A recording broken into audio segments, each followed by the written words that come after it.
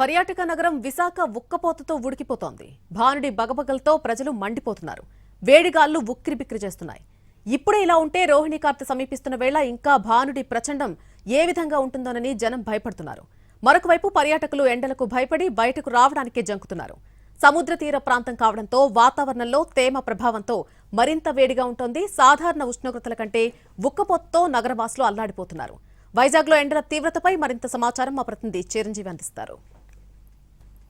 విశాఖలో బాణుడు ఉగ్ర రూపం చూపిస్తున్నాడు. ఉదయం 7 గంటల నుంచే విపరీతమైన ఉక్కపోతతో పాటు ఎండ కూడా చాలా వరకు వస్తున్నటువంటి పరిస్థితి కనిపిస్తుంది. మరోవైపు చూసుకుంటే రాత్రిపూట ఉష్ణోగ్రతలు కూడా చాలా వరకు పెరుగుతున్నాయి. ఉక్కపోతతో ప్రజలంతా కూడా అల్లాడిపోతున్నటువంటి పరిస్థితి కనిపిస్తుంది. మరోవైపు చూసుకోవచ్చు, నగరంలో ఇటు ఆదివారం సెలవు దినాలు అయినప్పటికీ పర్యాటకుల తాకిడి ఎక్కువగా ఉంటుంది.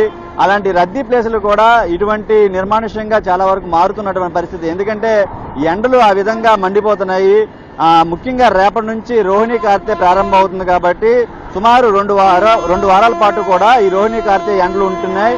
దీంతో పాటు ఎక్కువగా ఎండ ఉన్నటువంటి ప్రాంతాల దగ్గర ఈ విధంగా సిగ్నలింగ్ దగ్గర ప్రస్తుతానికి అయితే ఈ విధంగా నెట్ మొత్తం అంతా గ్రీన్ మ్యాట్లు వేసి నీడను కల్పించే విధంగా ఏర్పాట్లు చేస్తున్నటువంటి పరిస్థితి కనిపిస్తుంది. ముఖ్యంగా చూసుకుంటే ఈ ఎండకి వృద్ధులు, అదేవిధంగా గర్భిణీ స్త్రీలు వీరంతా కూడా చాలా వరకు సఫర్ అవుతున్నారు. ముఖ్యంగా విశాఖ వంటి నగరంలో తేమ వాతావరణం, హ్యూమిడిటీ ఎక్కువగా ఉంటుంది. అంటే సగటు ఉష్ణోగ్రతలు సుమారు 40 డిగ్రీలు నమోదయ్యాయంటే అదనంగా 5-6 డిగ్రీలు ఎక్కువగా చూపించే పరిస్థితులు కనిపిస్తున్నాయి. ముఖ్యంగా హాస్పిటల్లో, కేజీహెచ్ వంటి హాస్పిటల్లో ఈ వడదెబ్బ బాధితుల కోసం ప్రత్యేక వార్డులు కూడా ఏర్పాటు చేశారు. దాంతోపాటు ఓఆర్ఎస్లు ఇవన్నీ కూడా ఎక్కువగా తీసుకోవాలని సూచిస్తున్న పరిస్థితి కనిపిస్తుంది.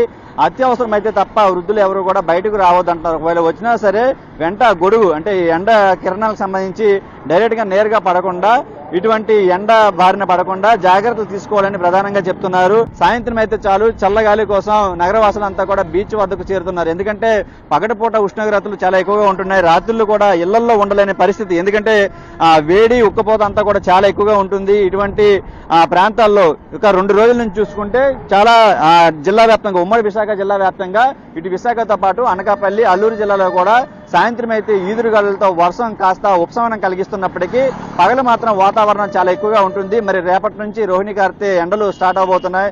సుమారు 2 వారాల పాటు కూడా 40 డిగ్రీల నుంచి ఆ పైన ఎండలు నమోదవుతాయని చెప్పి వాతావరణ శాఖ అధికారులు కూడా హెచ్చరికలు జారీ చేస్తున్నారు. అత్యవసరం అయితే తప్ప బయటకు రాకూడదని హెచ్చరికలు జారీ చేస్తున్న పరిస్థితి కనిపిస్తుంది. మరి రేపటి నుంచి మాత్రం విపరీతమైనటువంటి ఎండల తీవ్రత ఉండే అవకాశం కనిపిస్తుంది. కెమెరామెన్ ప్రసాద్తో చిరంజీవి, ఎన్టీవీ, విశాఖ నుంచి.